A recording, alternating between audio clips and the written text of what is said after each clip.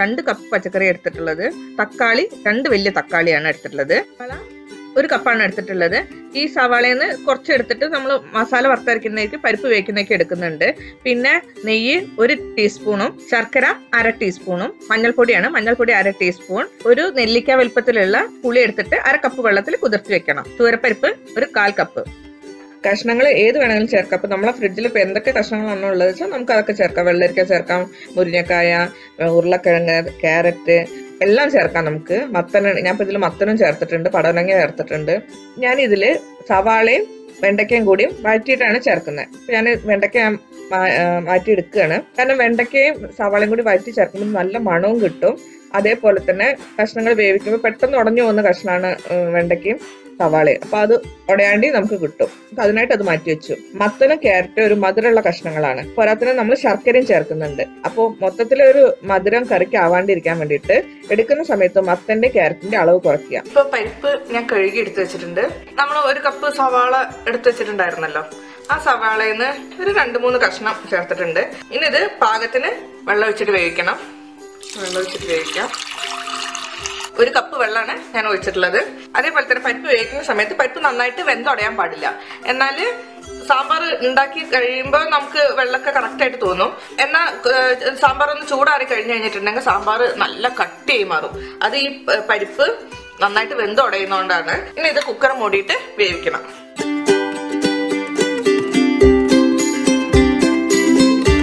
തയ്യാറാക്കാൻ ഇത്രയും സാധനങ്ങളാണ് വേണ്ടത്.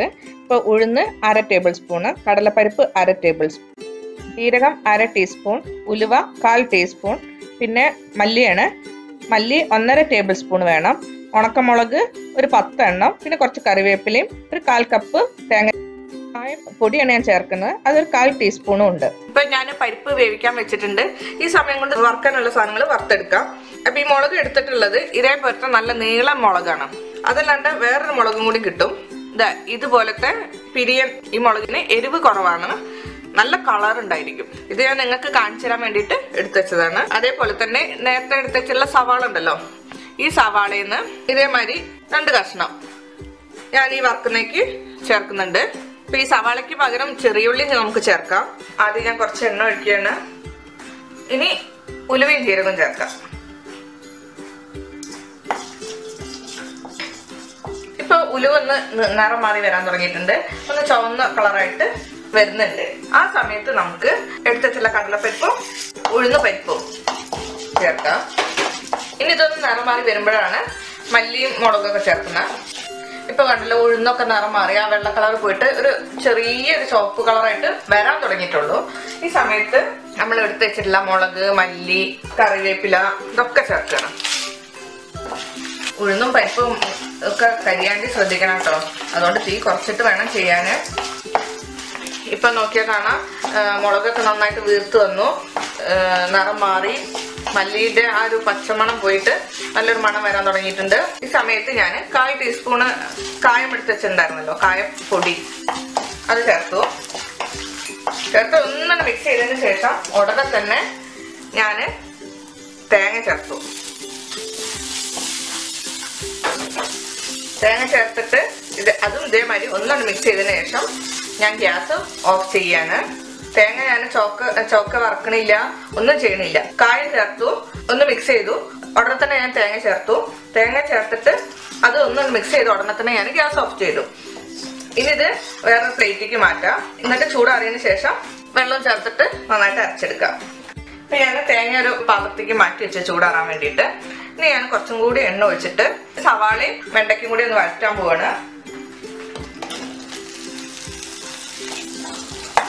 സവാളയും വെണ്ടയ്ക്കും ഒന്ന് വഴന്ന് വന്നിട്ടുണ്ട്. തീ ഓഫ് ചെയ്തിട്ട് നമുക്കിത് മാറ്റി വെക്കാം. ബാക്കിയുള്ള കഷ്ണങ്ങൾ ഒന്നുകൊണ്ട് വെന്തതിന് ശേഷമാണ് നമ്മൾ ഇത് രണ്ടും ചേർക്കുന്നത്. ഇപ്പൊ പരിപ്പ് വെന്ത് വന്നിട്ടുണ്ട്. അതിന് ശേഷം ഇത് കൈകൊണ്ട് ഒന്നിങ്ങനെ ഉടച്ചെടുക്കുക. കുറച്ച് ഭാഗം ഉടഞ്ഞിട്ടുണ്ട്, കുറച്ച് ഭാഗം ഉടയാണ്ടും കിട്ടിയിട്ടുണ്ട്. ഇങ്ങനെയാണ് നമുക്ക് സാമ്പാറിലേക്ക് പരിപ്പ് വേവിച്ചെടുക്കേണ്ടത്. ഇനി ഈ പരിപ്പ് ഞാൻ വേറെ പാത്രത്തേക്ക് മാറ്റുകയാണ്. പരിപ്പ് മാറ്റി വെച്ചു. ഇനി കഷ്ണങ്ങൾ വേവിക്കാം. ഇനി എടുത്തു വെച്ചിട്ടുള്ള കഷ്ണങ്ങൾ ഇതിലേക്ക് 1/2 ടീസ്പൂൺ മഞ്ഞൾപ്പൊടി, പാകത്തിന് ഉപ്പ്. ഇതിപ്പോ ഞാൻ 1/2 കപ്പ് വെള്ളം കൂടി ഒഴിച്ചിട്ടുണ്ട്. ഇനി ഇത് കുക്കർ മൂടിയിട്ട് വേവിക്കണം.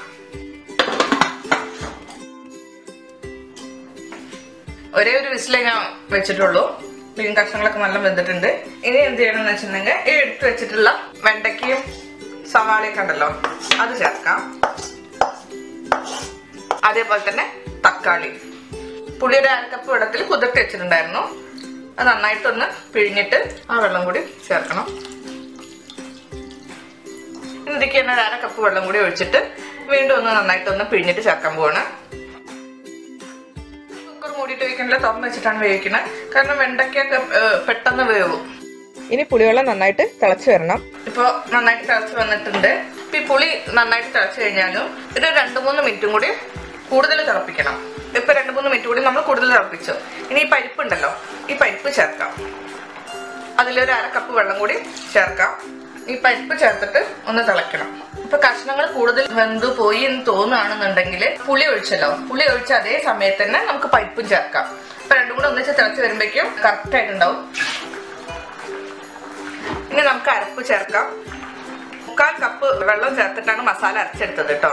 മിക്സിന്റെ ജാറിക്ക് ഞാൻ ഒരു 1/2 കപ്പ് വെള്ളം കൂടി ചേർത്തിട്ട് അതും കൂടി കലക്കിയിട്ട് ഒഴിക്കാൻ പോവാണ്.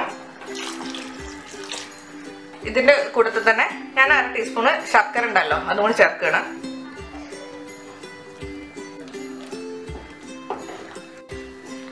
ഇപ്പൊ ഇതിലേക്ക് ഞാൻ മല്ലിയിലയും കൂടി ചേർക്കുന്നുണ്ട്. മല്ലിയില വേണമെന്നുണ്ടെങ്കിൽ ചേർത്താൽ മതി. അരപ്പ് നമ്മൾ ചേർത്തല്ലോ, അരപ്പ് ചേർത്തതിന് ശേഷം തിളക്കേണ്ട ആവശ്യമില്ല.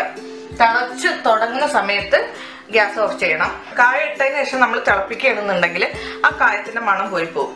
അതില്ലാണ്ടിരിക്കാൻ വേണ്ടിയിട്ട് ആണ് ഒന്ന് തിളച്ച് വരുമ്പോൾ നമ്മൾ ഗ്യാസ് ഓഫ് ചെയ്യണം. ഞാൻ ഗ്യാസ് ഓഫ് ചെയ്തു. അതിനുശേഷം നെയ്യ് ചേർക്കാം. 1 ടീസ്പൂൺ നെയ്യാണ്.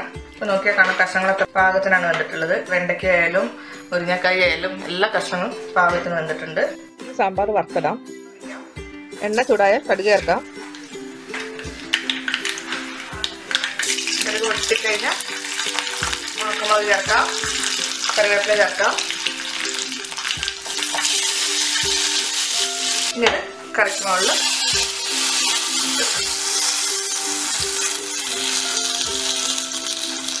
അങ്ങനെ നമ്മുടെ സാമ്പാർ റെഡി ആയിട്ടുണ്ട്.